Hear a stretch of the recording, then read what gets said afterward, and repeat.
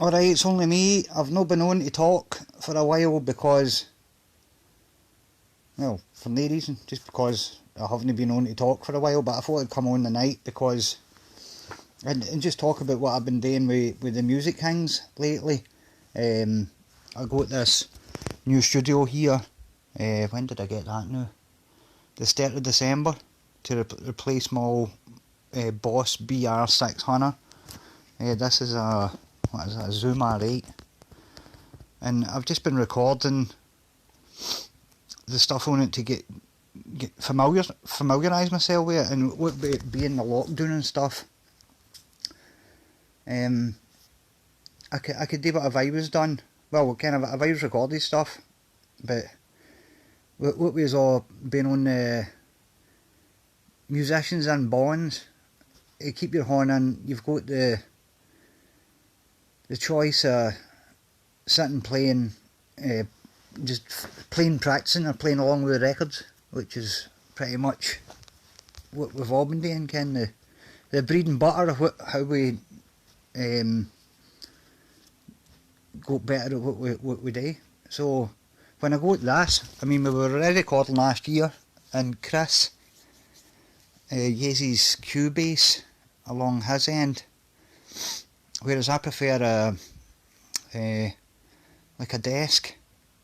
The Boss one I had before was 6 tracks. This is up to 8. So I uploaded that Lords of the Rings tracks by Styx, and I've just been recording songs that, well, it's pretty much all songs that I would have loved to have played in covers bands over the years, but again, nobody wants to hear Blue Oyster Cult or Uriah Heep. You're not going to put any arses on seats, really. And that's the pub rock name of the game, is you play the hits, you get the punters in, you play the songs that sell the pints. So these songs that I've been recording are just ones that I was really fancied. When I was recording the stuff from about the start of December, I was recording a lot of the kind of American bands that never ever get to play. When we had Upshot, it was like kind of British heavy metal style thing, and when I played in Slutcake, it was maybe a kind of I don't know, kind of big kind of pump rock kind of thing, and Five Wheel Drive's kind of bluesy rock. So I always felt as if there was that side of the kind of American rock bands that I like, that never go today, and that'd have been a band I would have quite liked to have done, doing like Alice Cooper and Blue Oyster Cult and Kiss and stuff, but I doubt that, it's not going to happen now. It's maybe in the back burner for later, but who knows. So I just wanted to talk through some of the things I've been doing.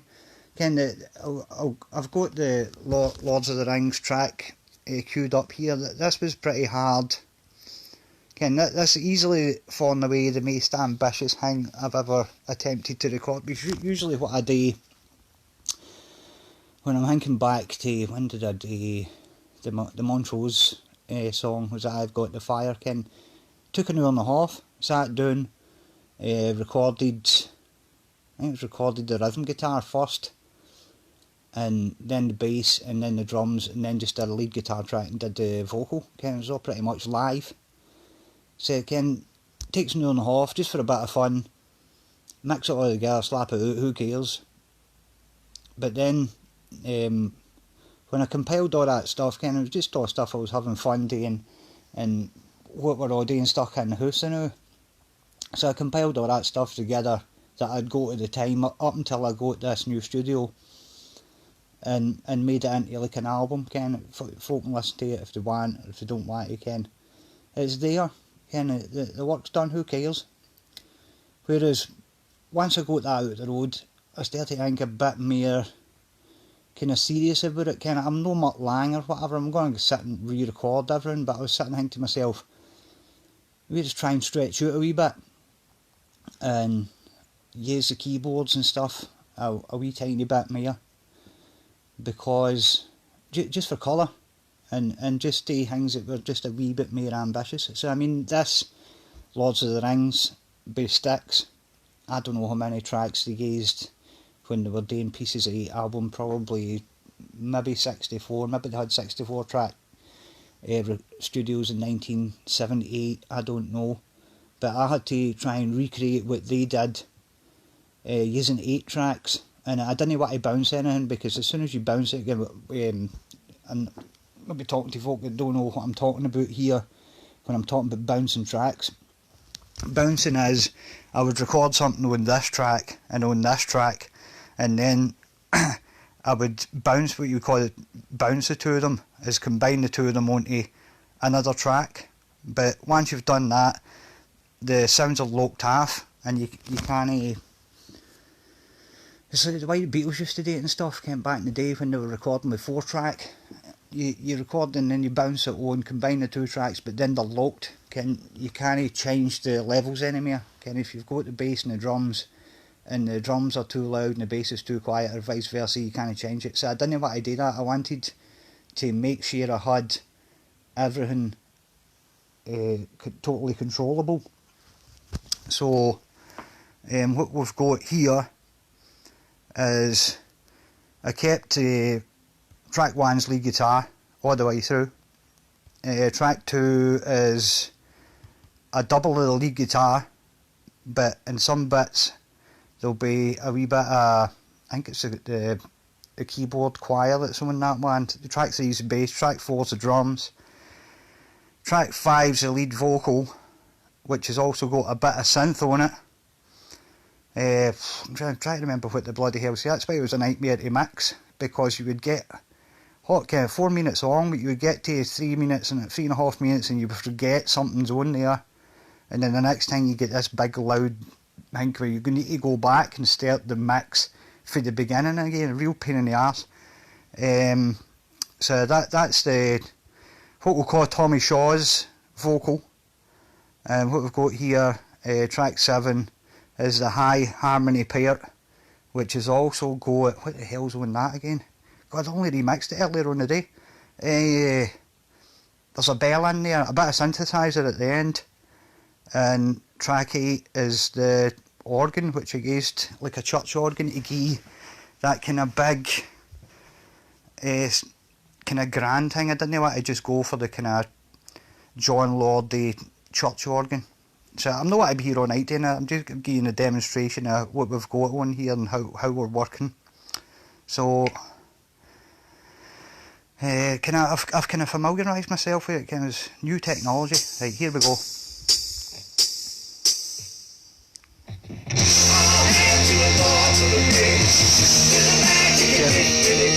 Saying these vocals is a pain in the arse.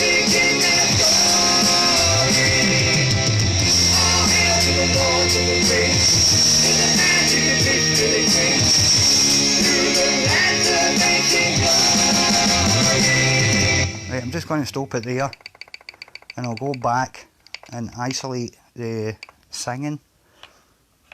And I get one shot at it. Again, when I'm saying I get one shot at it, I've been practicing at my work when I'm driving about in the van, making sure I could sing, especially that high part, because I could sing that Toffee again 20 years ago, kind of 30 odd years of smoking fags and kind of doing stupid things like singing Still of the Night and concert pitch and pubs hasn't really helped, but I still managed it no bad. So here's the isolated vocals at the start bit here.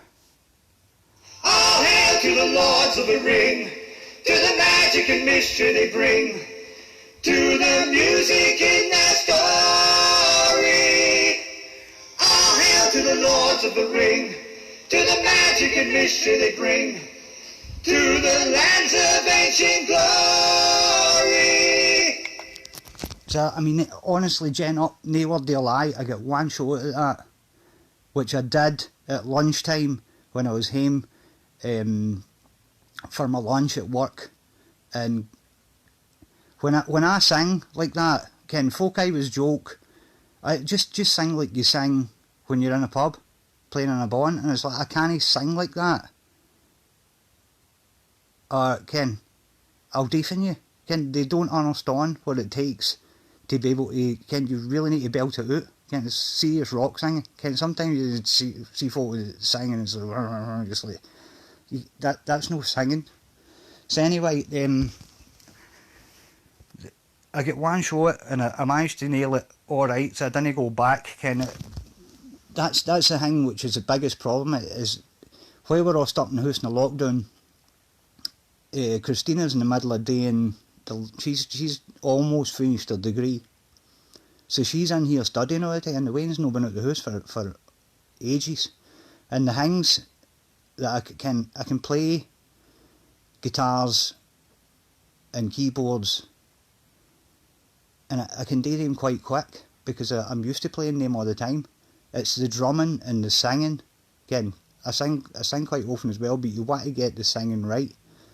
And the thing about the drumming and the singing is you can't do it silently. Ken, I could sit all night and do the guitars, but I don't have to. I could sit all night and do the keyboards, but I don't have to. The thing about the drumming and the singing is I need to get it right as quick as I can. Ken, I'm on borrowed time with that because it does folks nothing. Ken, I have to book an appointment if you like to be able to play the drums and sing, because with the singing, I live in a mid-terraced house with neighbours on either side, so I can't sing at night. I have to sing in the afternoon, which is usually on my day off or whatever. And I can hear the dog barking and everything next door, and I'm pretty much sure they can hear Quinn barking in here. So God knows what they think when they can hear me singing whatever that ridiculous high pitch. And that Styx song. So I'm getting sidetracked here. Plus the drumming, although I'm doing it on it's actually a kind of crappy Alesis practice kit. But that's what I've got to work with. So you need to make the best with what you've got. So anyway, I'm going to move on here and just go through the song a wee bit here. Try and get these levels back to pretty much where they're meant to be. And I'll move on to the middle bit because that's the most interesting. It was hard trying to stitch this together. I think it was Monday night. I think I was sitting out the front smoking a cigarette and just thinking of songs that I would like to record, and bang. I thought, I could do Lord of the Rings by Styx. I've always loved that song. It's no MD's favourite song after Renegade album. Everybody's like Blue Collar Match. I just think that song was brilliant because of the harmonies and because it's only 4 minutes long, but it seems a lot longer. I think it's because it starts with the chorus and then goes into like the instrumental break and then like the big grand finish. So it's the kind of stuff I like Yes and Rush and all that kind of stuff. Just pure pompous design, and Kansas. That kind of thing. So I'm going to move on to the instrumental break here, which was quite good. Try and put it together. We'll break down what we've got here. Right, hang on. Yeah. Right, here we go. Right,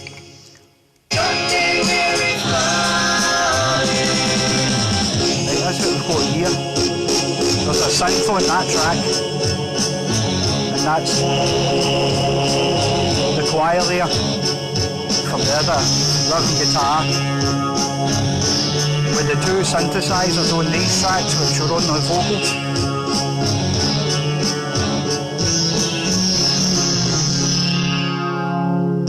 That's the lead synthesizers on the tracks here. So there's a lot of shifting about and remembering where the faders were. Which one that? That's still that. And then a double lead guitar bit coming up for the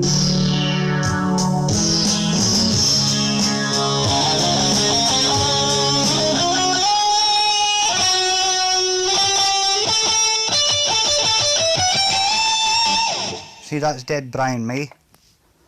I think James J.Y. Young had been listening to a lot of Queen there. And then after that we go into the bit with the God man. That's the two guitars. I could pull that back a bit. There's a bell on that sounds to me like a xylophone. And then this is your synthesizer here. Still on that vocal track. But then I had to switch it and put the next synthesizer back onto that bit because I'm bringing the lead vocal back in there.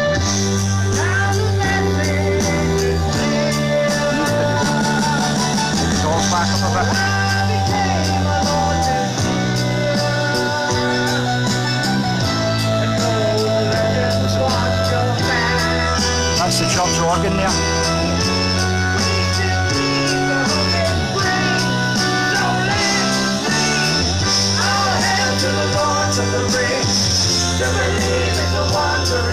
Plus that one was even higher. May we always sing their glory.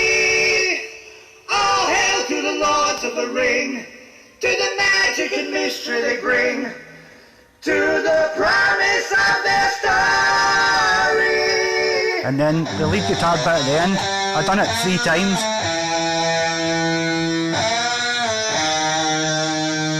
So it's on all 3 day tracks. Just to give it a wee boost. And then at the end I took way too out, just to get that. See the wee ringing note at the end there. So anyway, that just a wee run through how I managed to put Lords of the Rings together, Ken, for anybody that's interested in how you manage to record things and how you do things by yourself. I mean, you really need to use your imagination. Because I've been dating, Ken, how long is that? 34 years now since I first learnt my first musical instrument, Ken, and now I can play, well, no, now I can play, I've always been able to play everything, but see, because of the lockdown, I hadn't really played drums or a lot of keyboards since I was at school, Ken. I could play all these things when I was at school, and since I'm stuck in the house, I've been able to get some of my kind of chops back on. And I'm no Keith Emerson. I'm not joining a band as a flipping keyboard player. I'm no Sid Harris, but I can get the job done, kind of thing. And it's been good fun. It's past Ken, the old evening when I get the chance to do it, Ken. If I've got a day off, or if I've got even a couple of hours at night. Ken, once the dog's been walked and everything, Ken. Still full time, still working full time. Still have to go up in the morning, take the dog out at night. Dad, all that kind of stuff. But we get kind of no mates, which is a real bonus. But I don't know. I don't know how many more of these I'm gonna do the now, because I think I've got to the stage now where I think I've kind of, it was all about working out how this technology worked and getting it and doing things like doing the cover versions and having like a if you like a painting that you can look at and sitting there sketching and trying to get the picture to look like what that looks like, so you can get your sounds, because as soon as this lockdown's by, me and Chris are going to be cracking on with the Bullwolf. The Bullwolf stuff's all written, ready to go. But we can't go around and hang about, Ken. He can record stuff at his bit, I can record stuff at my bit. But, Ken, it's no the two of us doing it. Ken, he stuff around there and I can't go around and singing it or something. Ken, I could record stuff here and he can't come and play guitar on it. So as soon as that's by, we're into that. And Ken, I don't know what we'll do next, but again, this is just my wee new toy that I like playing with, Ken. And if you like music, I'd recommend getting hold of it, because it's quite a nice wee tool for to have in the house. I'm trying to think how much was this? About 300 quid.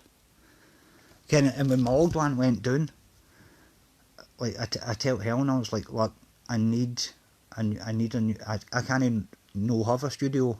I need to have something like at my fingertips, that if I want to record something, an idea or whatever, I need to have it. And she's like, oh my god, and Ken ordered it next day delivery, and she's like, okay. She's like, oh my god, it's 300, what's 300 quid in a 5-year plan? But I was like, you don't understand, I need to have this. Again, it does my nut in when I've not got in and I can record on. So just recommend the R8, and again, just go on and talk a wee bit crap tonight. But again, just in case anybody was interested in how I do these things, it's no magic, it's just imagination. And Ken, that's what music's all about. It's all about having fun. And Ken, this is what I do to enjoy myself. So anyway, I'm away. I've got a cup of tea there that's getting called. But again, if you sit and watch and listen to me talking crap, thank you very much. And hopefully I'll see you sooner rather than later. I might come back on another night and do... I've not done a buyer's guide for a while, but we'll see. Thanks for listening and enjoy the rest of the night. I'll see you after.